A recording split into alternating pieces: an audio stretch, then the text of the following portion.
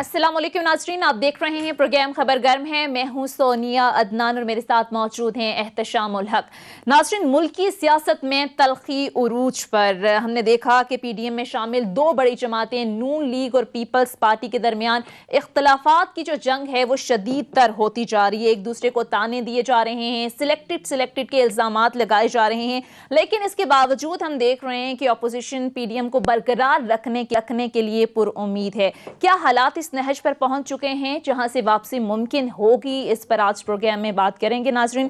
इसके साथ साथ हमने देखा कि पिछले कुछ दिनों से खबरें सामने आ रही थी कि विफाकी काबीना में तब्दीली की जाएगी।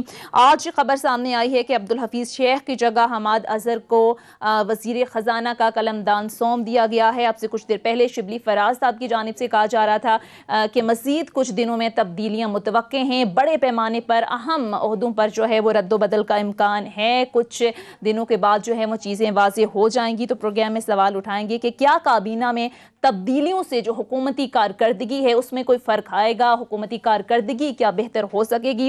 इसके साथ साथ नाजरीन, दूसरी तरफ एक और अहम इशू विफाकी हुकूमत स्टेट बैंक से मुतालिक कानून में जो तब्दीलियाँ करने जा रही है, इस पर हम देख रहे हैं कि कई अफवाहें, कई शकूक व शुबात जन्म ले रहे हैं। एक तरफ हम देख रहे हैं कि हुकूमत जो दावा करती नज़र आ रही है कि इस मुसव्वदा कानून का जो बुनियादी मकसद है वो स्टेट बैंक के अंदर सियासी असर रसूख को ख़त्म करना है, लेकिन दूसरी तरफ हम देख रहे हैं कि अपोजिशन जमातें और बहुत सारे जो मुआशी मुआयरीन हैं उनकी जानिब से ये कहा जा रहा है कि इस बिल के तहत स्टेट बैंक को अगर खुद मुख्तारी दे दी गई तो हुकूमत का स्टेट बैंक से जो कंट्रोल है वो मुकम्मल तौर पर ख़त्म हो जाएगा। इसके साथ साथ ये भी कहा जा रहा है कि मुल्क की सलामती जो है वो ख़तरे में पड़ जाएगी। इस पर प्रोग्राम में बात करेंगे कि आखिर ये तनाज़ा है क्या, स्टेट बैंक की खुद मुख्तारी पर तहफ़्फ़ुज़ात क्या हैं, और साथ ही साथ इस खुद मुख्तारी से जो आम आदमी की मुआशी मुश्किलात हैं उनका कोई ताल्लुक है या नहीं। सारे मामलात पर नाज़रीन आज के प्रोग्राम में हम बात करेंगे, और बात करने के लिए मुझे ज्वाइन करेंगे सीनियर मज़हर अब्बास साहब। बहुत बहुत शुक्रिया सर आपके ज्वाइन करने का।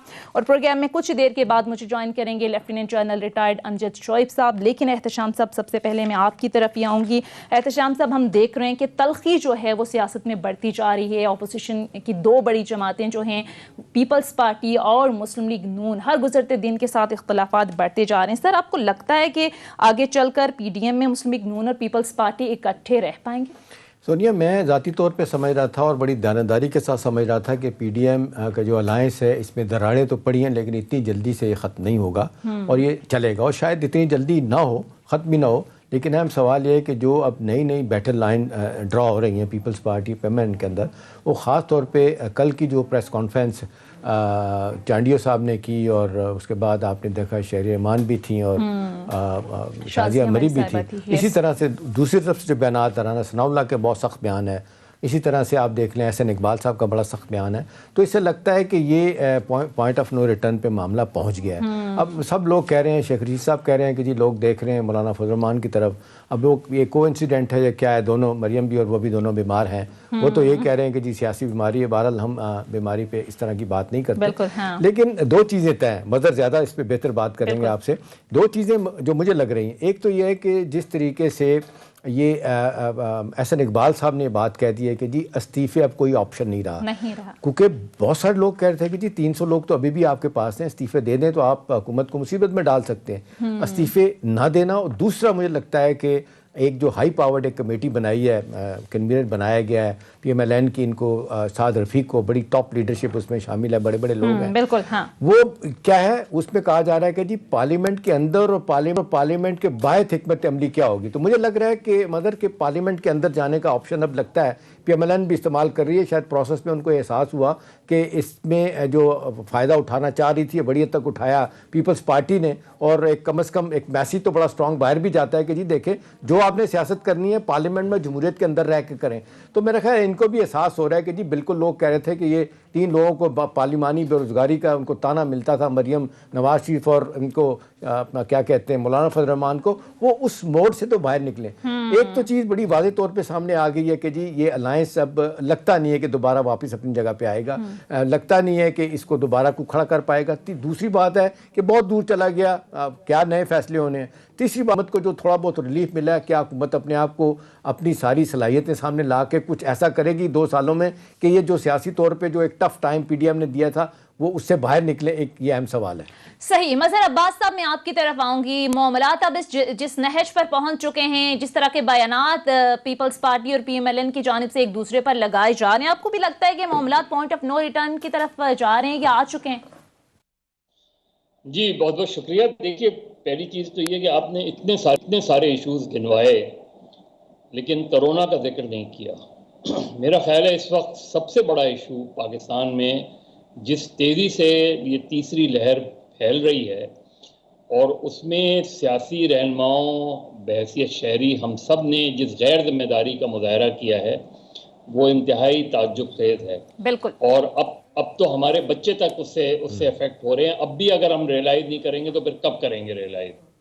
ابھی آپ دیکھیں پرائم منسٹر پازیٹیو ہوئے، ابھی خبر آئی ہے پریزیڈنٹ پازیٹیو ہو گئے، ابھی خبر آئی ہے پرویز خٹک صاحب کا ٹیسٹ پازیٹیو ہو گیا.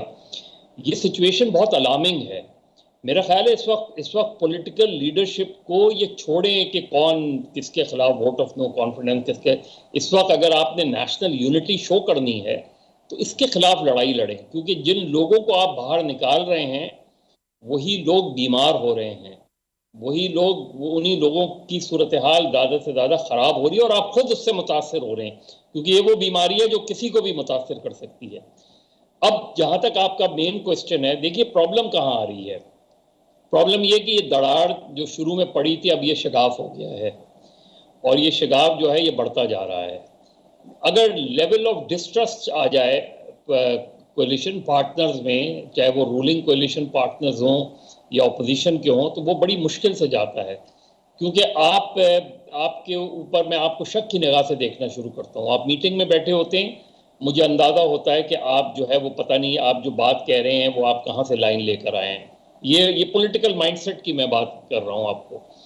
اس دن چک شہزاد میں موجود تھا جس دن چک شہزاد میں یہ ہوئی اور جہاں مین ڈفرنس سامنے آیا. اب اس میں آپ دیکھیں کہ اس پوری اس میں جو سیکنڈ جنریشن ہے اس دونوں پارٹیوں کی، وہ ہاسٹیج بنی ہوئی ہے پرانی جنریشن کے ہاتھوں. یعنی آصف علی زرداری اور نواز شریف یہ جو ہے یہ بنیادی فیصلے کر رہے ہیں. اب اس میں بلاول بھٹو کے پاس اس کے سوا کوئی چوائس نہیں ہے کہ جو زرداری صاحب کہہ رہے ہوں وہ اسی بات کو آگے بڑھائیں. مریم نواز صاحبہ کے پاس کوئی آپشن نہیں ہے سوائے اس کے کہ جو نواز شریف بات کر رہے ہیں اس کو آگے بڑھائیں. تو وہاں جو اس لیول کا جو ڈسٹرسٹ ہے وہ پرانا ہے.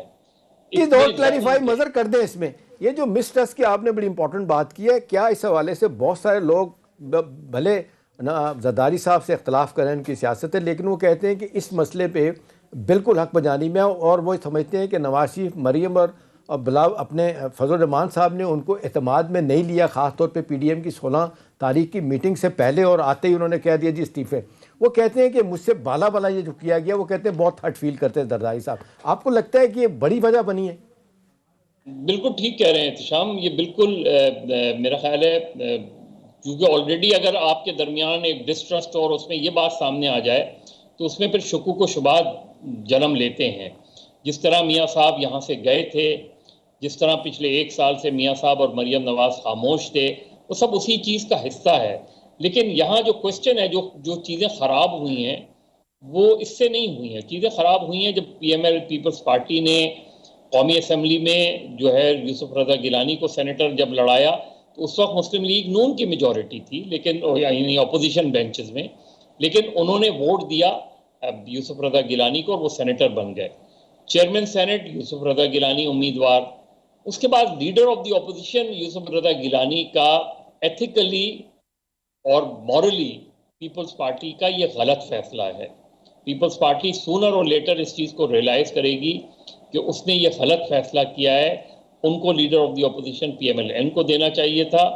اگر وہ بات اعظم تاڑڑ کی کر رہے ہیں کہ اعظم تاڑڑ ایسے امیدوار، وہ ان کے جو کینڈیڈیٹ تھے وہ بے نظیر بھٹو کے جو مبینہ قاتل ہیں ان کے وکیل ہیں، تو آپ نے تو پرویز الہی کو ڈپٹی پرائم منسٹر بنا دیا تھا جن پہ بے نظیر بھٹو نے شک کیا تھا. آپ نے پرویز مشرف کو جو ہے وہ بیل آؤٹ پیکج دے دیا تھا.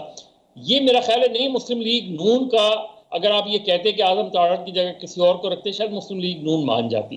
اور اس وقت جو اگر یہ اختلافات ہیں بھی تو جس طریقے سے پبلک ڈیبیٹ ہو گئی ہے، مریم نواز کی ٹون خراب تھی، انہوں نے جس طرح کے ریمارکس دیے وہ میرا خیال ہے وہ کوئی دوسری لیڈر دے دیتے تو بات نہیں بنتی. پھر اس کا جواب آیا.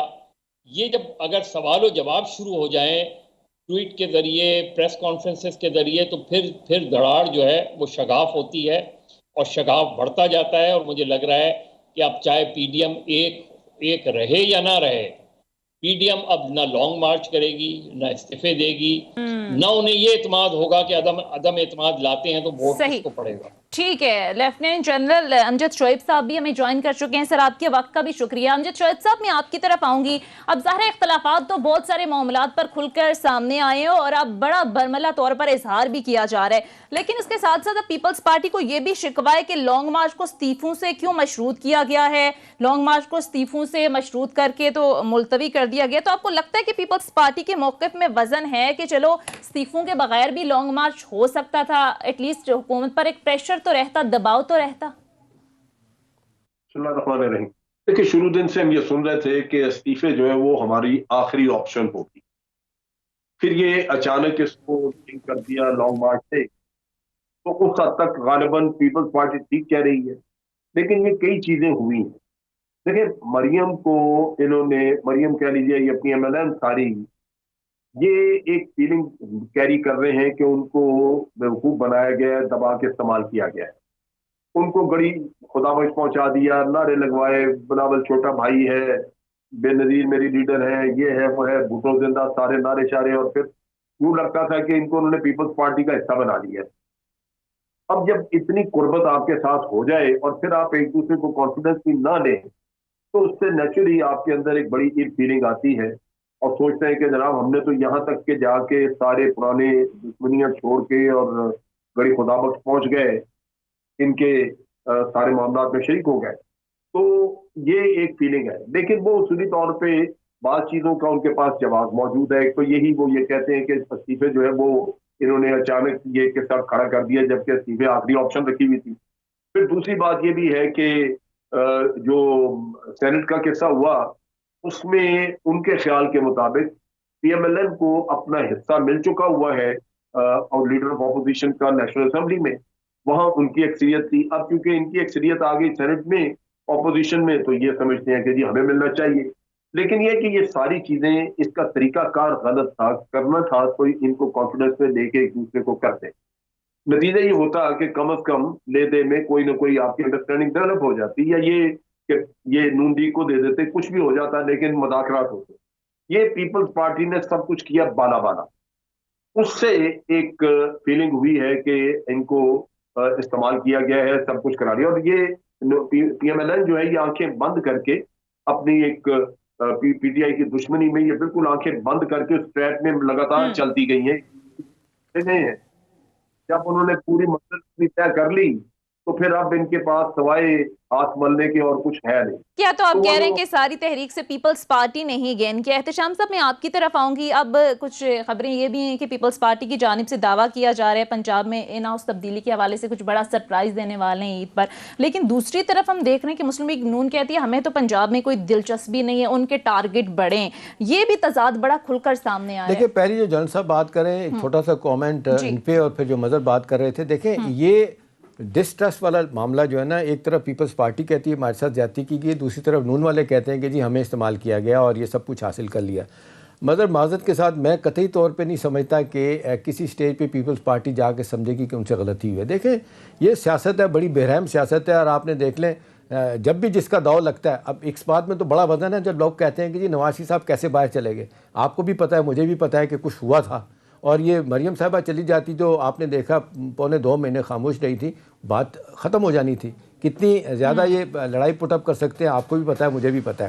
دیکھیں، اب یہ جو آپ سوال کر رہے ہیں اس پہ اب پیپلز پارٹی نے، پی ایم ایل این نے کہنا شروع کر دیا کہ جی ہمیں تو فائدہ کوئی نہیں ہے. اب جو نئی وائبز ملی ہیں وہ کہا جا رہا ہے، نواز شریف صاحب کہتے ہیں کہ جی جو بات ان تک پہنچائی گئی کہ جی بڑی آسانی کے ساتھ پی ایم ایل این مل کے تو آسانی کے ساتھ بزدار کو اٹھا سکتے ہیں نو کانفیڈنس کر کے. وہ پھر کہتے ہیں اگلا اس کا کون، جس کو فائدہ بینیفیشری کون ہوگا، وہ کہتے ہیں جی وہ تو ہو جائیں گے परवेज इलाही साहब, हमें क्या फ़ायदा है? और फिर ये बार बार एक बात समझ आ रही है कि जो नवाज शरीफ साहब उनकी पार्टी के लोग समझते हैं कि बुज़दार वीक आदमी है, ये डिलीवर नहीं कर रहा। अच्छा है 3 सालों में बहुत क्रिटिसिज्म इन पे हुआ, अगले 2 साल भी हो ताकि अगला इलेक्शन जब हम जीतने की पोजीशन में हो। मेरा अपना ख्याल है मज़र के जो थोड़ा सा मैं ज़ाती तौर पे मैं फ़र्क समझता हूँ, जो बेहतर अगर मुझसे कहें पीपल्स पार्टी को तो चलें, मतलब वो जो भी सियासत कर रहे होते हैं वो आपने देखा मार भी खाते हैं, सब कुछ भी करते हैं, और धोखा उनके साथ ज़्यादा हुआ, इनके साथ हुआ। आप देख लें माजी में अदारों के साथ मिलकर फ़ायदा 30 सालों में 35 सालों में PMLN ने उठाया। आज भी शहबाज शरीफ साहब देख लें, अपने साहबजादे को परसों मिलने गए हैं, जब हमजा उनको मना कर दिया कि पीपल्स पार्टी के ख़िलाफ़ बयान नहीं देना, आपने अदारों के ख़िलाफ़ पहले ही बयान नहीं दे रहे, तो उन्हें भी पता है कि भाई हमारी वो जिसको कहना चाहिए लिमिटेशन क्या है। तो मेरा ख्याल है फ़ायदा जहाँ पर जो होता है वो उठाने की ज़रूर कोशिश करता है। मेरा अपना ख्याल है जरदारी साहब हर्ट फील कर रहे हैं कि ये अपना बाला हो रही थी। सही, मजीद इश्यूज पर भी नाजरीन बात करेंगे। मुझे एक मुख्तसर ब्रेक के लिए कहा जा रहा है, मुख्तसर ब्रेक लेते हैं, स्टे विद अस।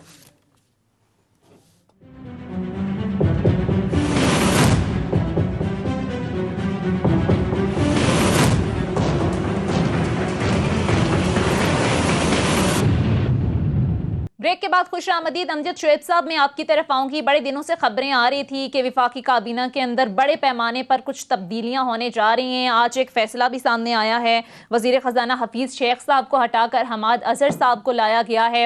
आपको क्या लगता है सर, ये जो काबीना में तब्दीलियां होने जा रही हैं, ये भी कहा जा रहा है कि आने वाले दिनों में कुछ मजीद बड़ी तब्दीलियां भी मुतवक्के हैं, आपको लगता है कि ये कोई नेक शगुन साबित होंगी हुकूमत के लिए?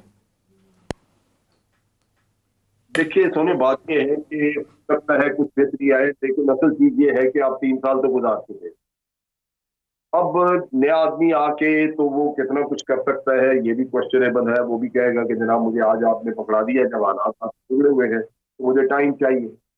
इसी तरह पंजाब में बहुत अरसे से ये दुनिया कहती रही कि परफॉर्मेंस नहीं है बुज़दार की, उस्मान बुज़दार की, लेकिन वहाँ क्योंकि प्राइम मिनिस्टर की अपनी चॉइस थी, वहाँ कोई हिलजुल नहीं है, उन्होंने कोई इस पर तब्दीली का सोचा ही नहीं। तो बात यह है कि एक रिजिडिटी रही है प्राइम मिनिस्टर के एटीट्यूड में। बड़ा देर से आके इन्होंने जैसे भी नदीम बाबर को हटाया। नदीम बाबर तबाही जो करनी थी, नुकसान जो करना था वो कर गया। अगर आप उसकी रिपोर्ट पढ़े, जो ये पेट्रोल का जो हमारा प्रॉब्लम बनी, जो कोहराम मचा यहाँ पे पिछले साल, वो सारी इन लोगों की भी गलत हैंडलिंग थी और खुदा जाने उसमें किस किस ने पैसे बनाए। तो बात यह है कि ये हुकूमत जब अपने 5 साल मुकम्मल करेगी तो एक तो ये लोग जो कुछ खराबियां कर गए, ये इल्जाम की तरह इनके साथ चिपका रहेगा और हमेशा इनके ऊपर ये उंगली उठेगी। अब वक्त कम, अब जो 2 साल है उसमें ये कितना डिलीवर कर सकेंगे वो मशकूक है। तो लिहाजा तब्दीलियां अपनी जगह पे वो कोई बहुत सारा मत साबित हो। साहब, वक्त कम है, मुकाबला सख्त है। अब ये जो तब्दीलियां की जा रही हैं, आपको लगता है कि हुकूमत अब उखाड़ पिछाड़ के पीछे छुप रही है या फिर वाकई इससे कोई फायदा होगा? देखिए, मुझे नहीं लगता कोई फायदा होगा। उसकी एक बेसिक वजह है। एक तो इस गवर्नमेंट का क्या, खैर हमारी ज्यादातर गवर्नमेंट का सबसे बड़ा प्रॉब्लम ये रहा है, right people for the right job. इस चीज को कभी भी नहीं फॉलो किया गया और यही बेसिक फ्लॉ होता है। आप रीशफल के क्या माने होते हैं? यानी एक मिनिस्टर जिसका साइंस और टेक्नोलॉजी से कोई ताल्लुक ना हो, उसको आप मिनिस्टर फॉर साइंस, मैं फवाद चौधरी साहब की बात नहीं कर, वैसे बात कर रहा हूँ कि मिनिस्टर ऑफ साइंस और टेक्नोलॉजी बना दें। जिसका एजुकेशन का कोई बैकग्राउंड ना हो उसको आप एजुकेशन मिनिस्टर बना दें। जिसका हेल्थ का कोई बैकग्राउंड नहीं हो उसको आप हेल्थ मिनिस्टर बना दें। अच्छा, फिर 3 महीने बाद आप तब्दीली करें तो फिर इसी तरीके से कर लें। तो क्या जहां तो तब्दीली हुई है, यानी हफीज शेख से लाख इख्तलाफ सही, लेकिन क्या हमाद अजहर हफीज शेख से ज़्यादा बेहतर फाइनेंस मिनिस्टर साबित होंगे? असद उमर साहब को हटाया आपने, आप देखें तो इन्होंने कितनी काबीना में कितनी मरतबा रीशफल किया और उसके रिजल्ट क्या आए हैं? कोई रिजल्ट नहीं आए। जो स्कैम्स हैं उस पर क्या हुआ है आप मुझे बताएं। सबसे पहला स्कैम जो आया था वो आया था दवाओं के मसले पर। उसमें क्या किया आपने? किसको एग्जाम्पल बनाया? क्या दवाओं की कीमतें नीचे आ गई? नहीं आई नीचे। जब इनके 5 साल मुकम्मल होंगे और फिर बीआरटी की अगर कभी इन्वेस्टिगेशन हुई तो आपको अंदाज़ा होगा कि बीआरटी में कितना घपला है। इसी तरीके से पंजाब में आज 3 साल, जैसे जनरल साहब कह रहे थे, 3 साल हो गए, कोई एक एडमिनिस्ट्रेशन सेटल डाउन हो ही नहीं सकी।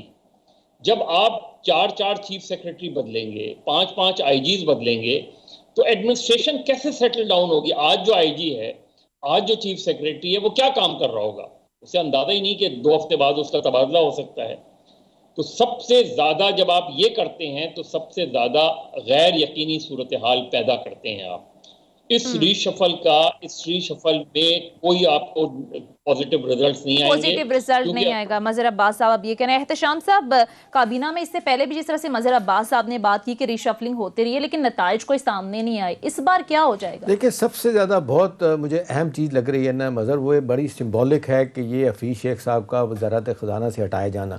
ابھی آپ کو یاد ہے الیکشن ہارنے کے بعد بھی آپ دیکھ لیں، شیخ رشید بھی، باقی لوگ بھی کہتے رہے کہ جی نہیں وہ رہیں گے، کیونکہ وہ ایک تھا کہ جی I M F, World Bank یہی چاہتی ہے اور پھر جو پالیسیز لے کے آئے ہیں وہی چلانی ہے، تو لہٰذا ان کو رہنا پڑے گا. واٹ وینٹ رانگ، ابھی فوری طور پہ کیا ہوا، کس طریقے سے ان کو سائڈ لائن کیا گیا، یہ کیونکہ آپ دیکھ لیں کوئی آدمی نہیں بات کر رہا تھا کہ ہاں یہ ضرور لوگ کر رہے تھے کہ جی جس دن ان کو اٹھایا بیگ اٹھائیں گے وہ دبئی چلے جائیں گے. وہ ایک ہندو ہے بہت بڑا انویسٹر، اس کا ایک فنڈ جو ہے نا وہ مینیج کر رہے ہوتے ہیں وہاں بیٹھ کے. چلیں اب عماد اظہر آئیں گے، کیا ہوگا، نئے سرے سے ساری چیزیں شروع ہوگی. اصل بات یہ جی کہ آپ نے کہا تھا کہ 17 لوگوں کی میری کیبنٹ ہوگی، اس وقت جو ہے نا وہ 52 ہے اور 4 اور شامل کر لیں گے تو میرا خیال ہے 56 ہو جائے گی. اور پھر at the end of the day کیا ہے، لوگ یہی کہہ رہے ہیں کہ جی جو جس کی وزارت تھی اس نے کوئی کام نہیں کیا. جس طرح بھی بات کر رہے تھے، عامر کی بات کر رہے تھے، عامر کیانی کی مظہر بات کر رہے تھے، ابھی آپ دیکھ لیں وہ کہا جا رہا ہے کہ جی 200 سے 400 ارب روپے کا ٹیکہ لگا تھا اور پھر آپ دیکھ لیں ان کی پروموشن ہوئی. آپ نے ہٹا کے کوئی ایگزامپل نہیں بنایا، ان کو آپ نے سیکرٹری جنرل پارٹی کا بنا دیا. تو لوگ یہی کہتے ہیں نا. اب ندیم بابر کے بارے میں کہا جا رہا ہے جی، کل تک باتیں ہو رہی تھی کہ ڈی نوٹیفائی کیوں نہیں کرتے پرائم منسٹر کا، ایسی بات نہیں ابھی رہنے دیں جب تک ان پہ ثابت نہیں ہوگا. یہ وہ چیزیں ہیں، سیدھی سی بات ہے مظہر. مجھے لگ رہا ہے کہ پرائم منسٹر کو یہ ٹیکنیکل چیزوں کا بالکل نہیں پتہ. ان کے ارد گرد کوئی بھی ایسا بندہ معذرت کے ساتھ مجھے نہیں لگتا کہ جو کانفلکٹ آف انٹرسٹ والا نہ ہو. ابھی آپ دیکھ لیں جتنے ٹاپ پہ بندے بیٹھے ہوئے ہیں، ابھی مومن ڈیم 300 ارب کا ٹھیکہ دیا انہیں کامرس منسٹر رزاق داؤد صاحب کو. 7 وزارتیں تھیں، آج بھی ان کے پاس 5 وزارتیں ہیں. بھئی کیوں؟ کیا گدڑ سنگھی ہے کہ آپ نے ان کو بٹھایا ہوا ہے؟ اس طرح حفیظ شیخ، ڈاکٹر عشرت حسین جن کو روز لوگ ناراض ہوتے ہیں کہ جی آپ نے سول سروس ریفارم کے لیے ان کو بلایا گیا تھا اور پرائم منسٹر اٹھتے بیٹھتے کہتے ہیں مجھے فائلیں مت دکھایا کریں، بتائیں آپ نے کیا کام کیا، وہ بھی نہیں ہو رہا. تو مجھے لگتا ہے جو مظہر بات کر رہے ہیں بالکل صحیح ہے کہ at the end of the day ان کو کوئی سمجھ نہیں آنی کہ ان کے ساتھ کیا ہوا. ریفارم کسی ادارے کی نہیں ہوئی، پولیس کی، اس کے بعد آپ ایف بی آر کی دیکھ لیں، پھر civil service reform, state corporation کی ریفارم دیکھ لیں، کچھ بھی نہیں ہوا. لا اینڈ آرڈر جتنا خراب پنجاب کا شاید کسی جگہ کا نہیں ہے. بالکل ٹھیک ہے. امجد شعیب صاحب میں آپ کی طرف آؤں گی. جس طرح سے احتشام صاحب نے بات کی، حکومتی کارکردگی تو سب کے سامنے ہے، ریفارمز کرنی تھی وہ نہیں ہوئی، لیکن ابھی حکومت کی جانب سے بہرحال کوششیں کی جا رہی ہیں. آج وفاقی وزیر داخلہ شیخ رشید صاحب نے بھی کہا کہ اپوزیشن اب عمران خان کو تو گرانے سے رہی آئیں، مل کر ریفارمز کر لیتے ہیں. حکومت کی جانب سے تو قانون سازی اور الیکٹورل جو ریفارمز ہیں اس کے حوالے سے مذاکرات کی پیشکش ہو رہی ہے. آپ کو لگتا ہے کہ اس کے کوئی نتائج بہتر ہوں گے، آگے چل کر اپوزیشن ساتھ دے پائے گی؟ دیکھیے یہ مشکل ہے. ایک تو یہ کہ اپوزیشن تعاون کرنے کے موڈ میں نہیں ہے، ورنہ تو سب سے امپورٹنٹ چیز تھی اگر یہ تفصیلاً الیکٹورل ریفارمز کر لیتے وہ بہت اچھا تھا ملک کے لیے. کیونکہ آپ نے دیکھا ہر دفعہ یہ شور مچتا ہے اور یہ الزام تراشی، کوئی الیکشن ایسا نہیں گزرا جو کہ مشکوک الیکشن نہ ہو یا جس کے اوپر انگلیاں نہ اٹھی ہو. تو یہ بہت ہی عام تھا، لیکن اس پہ بھی کوئی ایسی چیز لگتی نہیں. اب چیز یہ کہ جو باقی ہیں ادارے، ان کی ریفارمز کرنا میں نہیں سمجھتا کہ اس میں اپوزیشن سیریس ہوگی. جو اپوزیشن نے 10 سال میں ان اداروں میں اپنے لوگ بٹھائے ہیں، اگر صرف میرٹ ہی آپ امپلیمنٹ کر دیں اداروں کا، بعد میں حساب کتاب کے کیسے ان کو کرنا ہے، تو ان میں سے میں نے بعض لوگوں کو میں جانتا ہوں، مثلا نیب میں میرا اپنا اندازہ ہے کہ وہاں سے تقریباً 60% لوگ فارغ ہو جائیں اگر آپ صرف میرٹ وہاں پہ لگا. وہاں کام ہو نہیں رہا. وہاں روز ایک مقدمہ کھل جاتا ہے اور اس کے بعد آپ کیا بتائیں آپ کو کہ کیا وہاں ہو. تو ان حالات میں ان اداروں کو ٹھیک کس نے کرنا ہے؟ وہ سوٹ کرتا ہے. یہ بہت ساری چیزیں ایسی ہیں جو اپوزیشن کو بھی سوٹ کرتی ہیں. کل وہ حکومت میں آئیں گے، وہ بینیفیشری ہوں گے، ان کے لوگ ہیں بیٹھے ہوئے وہاں. تو یہ ایک ریزسٹنس ہے جو اس حکومت کو بھی فیس کرنا پڑے گا، کیونکہ دوسری سائڈ اس پہ سنسیئر نہیں ہے. ان کو اس کا یہ سوٹ کرتا ہے اسی طرح کا سسٹم ان کو. میرا نہیں خیال کہ کہیں ٹھیک ہے. مظہر عباس صاحب، ظاہر ہے حکومتی رویے پر تو تنقید ہوتی رہی ہے کہ حکومت نے ظاہر ہے ایسا ماحول نہیں بنایا کہ اپوزیشن اور حکومت مل کر ساتھ بیٹھیں، لیکن ظاہر ہے آگے ملکی مفاد کے لیے دونوں کو ایک پیج پر آنا ہوگا۔ اب حکومت کی جانب سے انیشیٹو لیا گیا ہے، آپ کو لگتا ہے کہ اپوزیشن کو بھی ملکی مفاد کی خاطر جو چیزیں ہیں، جو ریفارمز ہیں، ان میں حکومت کا ساتھ دینا چاہیے؟ دیکھیے، جو جنرل صاحب بات کہہ رہے تھے، یعنی یہ جو 60% اگر فرض کریں ہیں لوگ، تو اس میں ریفارمز کی کیا ضرورت ہے؟ آپ ہٹا دیں ان کو، ان کے خلاف انکوائری کریں، ان کو فارغ کریں۔ پرابلم یہاں نیب کے اندر سب سے بڑی پرابلم چیئرمین نیب ہے، اور چیئرمین نیب میں جاوید اقبال صاحب کو نہیں کہہ رہا، چیئرمین نیب کا عہدہ یہ ون مین شو ہے، پوری نیب ایک آدمی ہوتا ہے، اس کے پاس ایبسولوٹ پاورز ہیں۔ یہ جب تک آپ پاورز ڈیلیگیٹ نہیں کریں گے پروونشل ڈائریکٹریٹس کو، جب تک یہ چیزیں نہیں ہوں گی، کیونکہ اریسٹ کی پاور، کیس کی پاور، یہ ساری چیزیں پاور جو ہیں، یعنی وہ گریڈ 21 کے افسر بھی براہ راست اپوائنٹ کر سکتے ہیں۔ تو چیئرمین نیب، گورنمنٹس کیا کرتی ہیں؟ گورنمنٹ صرف چیئرمین نیب کو کمپرومائز کرتی ہیں، وہ ایک آدمی کو پک کرتی ہیں، اس آدمی کے ساتھ معاملات طے ہوتے ہیں، اور اس کے بعد چیزیں چلتی رہتی ہیں، اس لیے کہ پاور ایک آدمی کے پاس ایبسولوٹ پاور دی ہوئی ہے آپ نے، نہ ان کو ہٹایا جا سکتا ہے سوائے اس کے کہ آپ چلے جائیں سپریم جوڈیشل کونسل میں۔ بالکل۔ تو اگر پچھلے 10 سال کے لوگ وہاں موجود ہیں، تو اس چیئرمین نیب کو کس نے روکا تھا کہ ان کے خلاف انکوائری انیشیٹ نہ کریں؟ انیشیٹ کریں اور ہٹائیں ان کو، کیوں نہیں ہٹاتے؟ اس میں ریفارمز کی ضرورت تو نہیں ہے۔ صحیح۔ ہاں، الیکٹرل ریفارم بھی دیکھ لیں آپ، الیکشن کمیشن آج بھی اگر چاہے ہاں، تو اتنا اٹونومس ہے الیکشن کمیشن کہ وہ اپنے آپ کو اپنی چیزیں ایگزیکیوٹ کر سکتا ہے۔ صحیح۔ پرابلم یہ ہے کہ جب ہم لوگوں کو لے کر آتے ہیں تو وہاں پر وہ نہیں کرتے۔ گورنمنٹ کو کرنا کیا چاہیے؟ ٹھیک ہے۔ گورنمنٹس کو بیسکلی پولیس ریفارم، دا سول سروس ریفارم ہاں، اور جوڈیشل ریفارم، یہ 3 ریفارم صرف یہ 2 سال میں کر جائیں، چیزیں بہتر ہو جائیں گی۔ صحیح، چیزیں بہتری کی طرف جائیں گی۔ ٹھیک ہے، بریک کے کہا جا رہے ہیں، مختصر بریک لیتے ہیں، مزید ایشوز پر بھی بات کرتے ہیں۔ Stay with us.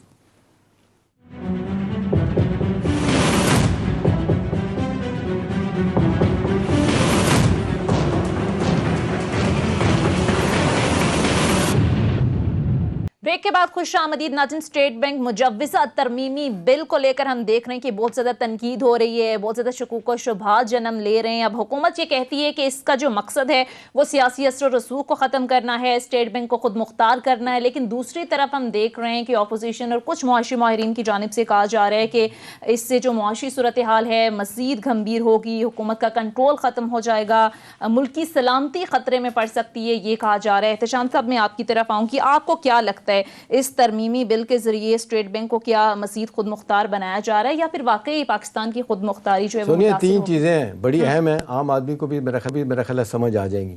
پہلی تو بات یہ ہے کہ IMF 2008 سے یہ کہہ رہا ہے کہ جی آپ اسٹیٹ بینک کو خود مختار کریں۔ 1956 کا جو ایکٹ ہے اسٹیٹ بینک کا، اس میں وقتاً فوقتاً تبدیلیاں ہوتی رہی ہیں، لیکن اس دفعہ سویپنگ قسم کی مدد جو تبدیلیاں سجیسٹ کی انہوں نے، آپ دیکھ لیں کہ ان کا اوریجنل ایگریمنٹ دیکھ لیں IMF کے ساتھ، جو پرائر نیگوسیشنز ہوئی تھی نا، یہ $6 بلین کا 3 سال کا پروگرام، اس میں یہ ساری چیزیں دی ہوئی ہیں کہ جی آپ اسٹیٹ بینک کو کس طرح انڈیپینڈنٹ کریں گے، بورڈ آف ڈائریکٹر کا کیا رول ہوگا، اپوائنٹمنٹ کیسی ہوگی، اور پھر جو سب سے بڑی بات کی انہوں نے monetary policy, fiscal policy. Monetary policy میں کیا ہے کہ جی انٹرسٹ ریٹ کیسے ہوں گے، ایکسچینج ریٹ کیا ہوگا، اسی طرح سے جناب انٹرونشن کس طرح کرے گا اپنا مارکیٹ میں نہیں کرے گا۔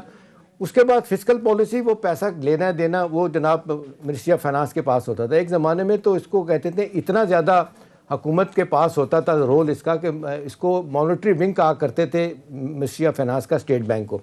اب صورتحال تبدیل ضرور ہوئی ہے۔ اب 2 چیزیں ہیں، ایک تو مظہر اس میں ہے کہ IMF کو، ہمیں لوگوں کو پتہ لگنا چاہیے کہ IMF آپریٹ کرتا ہے ایک بینک کے طور پہ، اچھا لگے یا برا لگے، وہ آپ کو پیسے دیتا ہے، وہ کہتا ہے جی آپ واپس کیسے کریں گے، اور وہ کہہ رہے ہیں کہ جی ایک ٹرمینالوجی ہے اسٹیبلائزیشن اوور گروتھ، انہیں کوئی پرواہ نہیں ہے آپ کی جاب کریشن ہوتی ہے کہ نہیں، ان امپلائمنٹ ہوتی ہے نہیں، ڈیولپمنٹ بجٹ کتنا رہتا ہے، وہ کہتے ہیں جی آپ بیلٹ ٹائٹننگ کریں، آپ جو پیسے لیتے ہیں ہم سے واپس کیسے کریں گے، آپ جناب ٹیکسز لگائیں۔ ابھی آپ دیکھ لیں نیپرا کے بارے میں جو اس میں تبدیلی ایکٹ میں آئی ہے کہ حکومت کا ثوابدیدی اختیار ٹوٹل ختم ہو رہا ہے، بجلی کی اب جتنی قیمتیں بڑھنی ہیں وہ نیپرا کرے گا, حکومت کا کوئی رول نہیں. تو آہستہ آہستہ وہ ایک بڑا برے طریقے سے سامنے آیا. ایک چیز جو اس میں جو تھوڑی خراب ہے وہ اوور سائٹ جو ختم کر دی گئی نا, پارلیمانٹری ہو کوئی بھی ہو, کہ بھی آپ سارے اختیارات ان کو دینے کو پوچھنے والا نہیں ہے. یہ اختیارات تو صدر اور پرائم منسٹر کو نہیں جو ان کو دے دیے. اس پہ میرا خیال ہے حکومت کو سوچنا پڑے گا. کیا صحیح. مظہر عباس صاحب میں آپ کی طرف آؤں گی. ابھی جس طرح سے احتشام صاحب نے بات کی کہ بڑے عرصے سے کہا جا رہا تھا کہ اسٹیٹ بینک آٹونومس ہونا چاہیے, ان کے معاملات میں حکومت کو دخل اندازی نہیں کرنے دے جانی چاہیے. اب حکومت یہ کہہ رہی ہے کہ ہم نے جو ہے وہ اس مطالبے کو پورا کر دیا. آپ کو کیا لگتا ہے سر, کہاں تجاوز ہوا ہے؟ کیا واقعی آگے جا کر مشکلات بڑھ سکتی ہیں؟ دیکھیں, دو چیزیں ہیں ہماری یہاں پرسیپشن جو ہے ریئلٹی سے زیادہ اسٹرانگ ہوتا ہے. جیسے آئی ایم ایف کے بارے میں ہمارے یہاں ایک پرسیپشن بن گیا ہے کہ جی آئی ایم ایف جو ہے وہ زیادتی کرتا ہے, وہ کرتا ہے. حالانکہ میرے لحاظ سے آپ آئی ایم ایف سے ڈیل نہ کریں, ختم ہو گئی بات. اگر آئی ایم ایف پہ کیوں جاتے ہیں آپ اگر کسی سے قرضہ لیتے ہیں تو اس کی شرائط پر لیں گے نا آپ, یا اپنی شرائط پہ قرضہ لیں گے؟ شرائط تو اس نے رکھنی ہے. آپ نہیں مانیں شرائط پہ, آپ چلے جائیں اپنے سیلف ریلائنس پہ جائیں. ہمارا ایم کبھی بھی سیلف ریلائنس کی طرف نہیں ہوتا. دوسری بات آٹونومی کی ہے. دیکھیے, آٹونومس باڈیز ہونا بہت ضروری ہے, لیکن آٹونومس باڈی ہونے کا یہ مطلب نہیں ہے کہ آپ کی اکاؤنٹیبلٹی سے بالاتر ہو جائیں آپ. یہ بالکل بھی, کیونکہ اس کا اکاؤنٹیبلٹی کا کوئی پروسیس نہیں ہے اس کے اندر کہ جی اکاؤنٹیبلٹی کیسے ہوگی. اگر فرض کریں کوئی گھپلا ہوتا ہے, کوئی گڑبڑ ہوتی ہے, تو کیسے اس چیز کو دیکھا جائے گا؟ اور پھر جس طرح بھی ابھی احتشام بھی کہہ رہے تھے, اب آپ بجلی کی چوری اتنی ہوتی ہے, بجلی کے جو اب یہ جائیں گے آپ سرچارج بڑھائیں گے, اس کا جو بوجھ پڑے گا وہ سب سے زیادہ مڈل کلاس پہ پڑے گا, اور اتنا خوفناک بوجھ پڑے گا کہ پھر لوگوں کی چیخیں نکل جائیں گی. تو پرابلم یہ ہے کہ ہم سیلف ریلائنس پہ جا نہیں رہے, اپنی طور پہ اکنامک ڈیولپمنٹ کی طرف ہم جا نہیں رہے, ہم قرضوں پہ زندگیاں گزار رہے ہیں. تو جب قرضوں پہ آپ زندگیاں گزاریں گے تو جس نے قرض دیا ہے وہ تو اپنی شرائط پہ واپس لے گا, ورنہ وہ کہے گا کہ جی فارغ ہوں آپ جائیں اس میں. میرا خیال ہے یہ سب سے زیادہ خطرناک بالکل. امجد شعیب صاحب, یہ جو بل لایا جا رہا ہے, یہ جو اختیارات میں اضافہ کیا جا رہا ہے, آپ کو کیا لگتا ہے اس کے کیا اثرات ہوں گے؟ اور جس طرح سے مظہر عباس صاحب بھی بات کر رہے ہیں, آپ کو لگتا ہے کہ اس خود مختاری کا عام آدمی کی معاشی مشکلات سے بھی تعلق ہے؟ دیکھیں, تھیوریٹیکلی تو بات ٹھیک لگتی ہے کہ آپ پولیٹیکل انفلوئنس سے نکالنا چاہتے ہیں, ڈالر ریٹ آپ انڈیپینڈنٹ کرنا چاہتے ہیں, نوٹ نہیں چھپیں گے, یہ وہ جو کہانیاں سننے میں آتی ہیں وہ باتیں ٹھیک ہیں. لیکن آپ یہ بھی دیکھیے کہ ہماری اکانومی ہے کیا, اور ہمارے لوگ جو ہیں ان کا ذرائع آمدن ہے کیا. کیا ان کو ہم کسی اور کے رحم و کرم پہ چھوڑ سکتے ہیں؟ جہاں تک حکومتیں خود انٹروین نہ کریں, عوام کے اوپر ایسی تباہی آ سکتی ہے کہ وہ آپ کے لیے بعد میں مسئلہ بنے گا, اس کو ریڈریس کوئی نہیں کر سکے گا, آپ کے ہاتھ میں ہوگا نہیں. تو میرا خیال ہے کہ ان کو سٹیپ بائی سٹیپ چلنا چاہیے تھا. ابھی کچھ بعض ایسی چیزیں جو انٹروڈیوس کرائی جا سکتی تھی وہ کر کے پھر 2-3 فیزز میں ہو جاتا تو آپ کو اندازہ ہو جاتا کہ اس کا امپیکٹ ہو کیا رہا ہے. اگر آپ ایک دم ہی سارا کچھ کر دیں گے تو کل آپ سے سنبھالا نہ گیا, اور عوام کے اوپر جس طرح ابھی بجلی کا بھی ہے, وہ جیسے انہوں نے اپنے سرکولر ڈیٹ وغیرہ ریکوری کا لوگوں کے اوپر لگائے, اس میں ایڈ کیا ان کے بلوں میں, تو آپ دیکھیں گے کہ بعد کو رام مچ جائے گا. آپ پولیٹیکل گورنمنٹ کے لیے یہ بڑا ضروری ہے. پروگرام میں رہتے اگر آپ آگے کچھ نہیں کرتے تو ساری دنیا سے پیسہ رک جاتا ہے. ابھی دیکھیں آئی ایم ایف کا بورڈ آف ڈائریکٹر نے کہا کہ جی ہم اگلی قسط دیں گے $500 ملین کی, $1.5 بلین ورلڈ بینک کا رکا ہوا انہوں نے اناؤنس کر دیا دینے کے لیے. اسی طرح باقی دنیا جو ہے نا وہ اس طرف آتی ہے, تو ہماری تو مجبوری ہے, ہاسٹیج تو ہم بنے ہوئے ہیں. اصل مسئلہ یہ جو مظہر کہہ رہے تھے کہ کاش ایسا ہو کہ بھی اپنی خود مختاری بہتر ریونیو کے حوالے سے کریں, باہر سے پیسہ جنریٹ کریں, انڈسٹریلائزیشن ہو, ایکسپورٹ بڑھے, اس طرف جا ہی نہیں رہے ہم. وہی میں اکنامک ریفارمز کی طرف تو آئے کوئی نہیں. نتیجہ یہ ہے کہ آپ کی آمدنی بڑھی, آپ کی ایکسپورٹ نہیں بڑھی. اور بالکل اگر آپ کو یہ کہا جائے کہ قرضہ اتاریں گے کیسے, تو لے دے کے یہی رہ جاتا ہے کہ پیٹرول کی قیمت بڑھا دیں, بجلی کی قیمت بڑھا دیں, گیس کی بڑھا دیں. اس کے علاوہ تو راستہ ہی کوئی نہیں ہوتا آپ کے پاس. جو ادارے خطارے میں تھے ان کو ٹھیک کرنے کا کوئی کام ہی نہیں کیا. ساری دنیا میں ادارے کما کے دیتے ہیں, یہاں آپ اپنی جیب سے دے دیں کہ ان کو چلا رہے ہیں, وہ ریلوے ہو آپ یہ کہہ رہے ہیں. احتشام صاحب چند سیکنڈز ہیں, اب ظاہر ہے کچھ دباؤ بھی آ رہا ہے کچھ معاشی ماہرین کی جانب سے, آپ کو لگتا ہے کہ عمل درآمد کروا پائے گی؟ دیکھیں ابھی تو پارلیمنٹ میں جانا ہے, پارلیمنٹ اس پہ بحث ہوگی. میرا خیال ہے ہو سکتا ہے بڑی جو شدید اس طرح کی شکیں ہیں، خاص طور پہ یہ پارلیمانی اوور سائٹ کے حوالے سے کہ بھئی کوئی تو اکاؤنٹیبلٹی کا طریقہ ہونا چاہیے کہ جی وہ کہتے ہیں اپنے طور پہ بورڈ آف ڈائریکٹر فیصلہ کرے گا کہ کوئی کرمنل چیز نظر آتی ہے تو وہ سجیسٹ کرے گا کہ پھر آپ کسی ایجنسی کے پاس جا سکتے ہیں. تو میرا خیال ہے اس میں تبدیلی ڈیفینیٹلی لانی پڑے. سیاسی طور پر بڑا مشکل ہوگا، سیاسی طور پر مشکل ہوگا. بہرحال پروگرام کا وقت ختم ہو چکا ہے. بہت بہت شکریہ مظہر عباس صاحب، سینئر اینالسٹ جنرل ٹائر امجد شعیب صاحب، احتشام صاحب آپ کا بھی شکریہ. ناظرین کے تھا ہمارا آج کا پروگرام کے حوالے سے فیڈ بیک ضرور دیجیے گا. اگلے پروگرام تک اجازت دیجیے. خدا حافظ.